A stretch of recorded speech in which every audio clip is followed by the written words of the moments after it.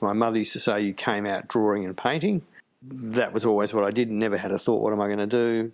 Didn't play sport, didn't do anything else, just painted and drew. I think it probably came from the same place everything that I'd ever done came from. I was attracted to lying on the long grass in the football oval at Glen Waverley and reading Henry Troyat's 900-page biography of Tolstoy, dreaming it all and looking at the beautiful clouds going overhead, and the footy would just fly over, and so it was probably it's probably always been the same, and something about photography started to attract me. And then I started to mess around with it, and then I actually started to develop little black and white photographs in trays. We had a little temporary sort of dark room set up in the cleaner's cupboard at the high school, and it probably had to do with the subject. It probably had to do with looking at the sky, looking at a landscape, weather, time of day, seasons, the human face. I don't know. Being a Prahran, I took a whole bunch of paintings. I didn't take any photographs. And I got into the prelim year.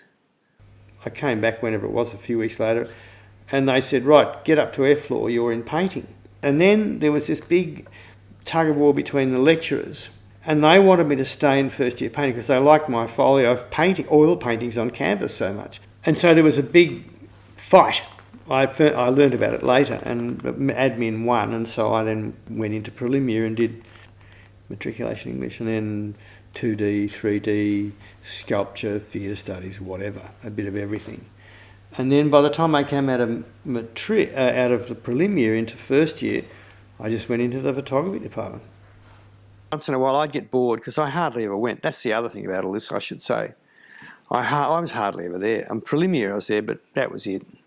I just didn't go to first. I went 3 or 4 times in the entire first year of photography. I just never turned up. Athol Smith and John Cato were always very enthusiastic and generous with me, even though I never went.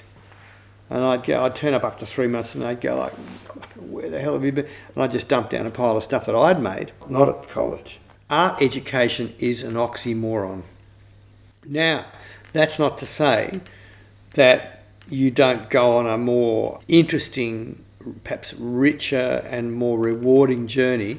It's completely a private journey because, don't get me wrong, there's no correct way of listening to Beethoven, there's only your way. And because of the intensity of the feeling, it causes you to think about it. It causes you to reflect upon this emotional experience. I didn't stay in black and white for very long. I think before I left high school, I was completely riveted by one of the kids there who had learnt to do colour processing, and he did it in trays. And then I went and had an acid-resistant stainless steel drum made by an engineering company in Burgundy Street, Heidelberg.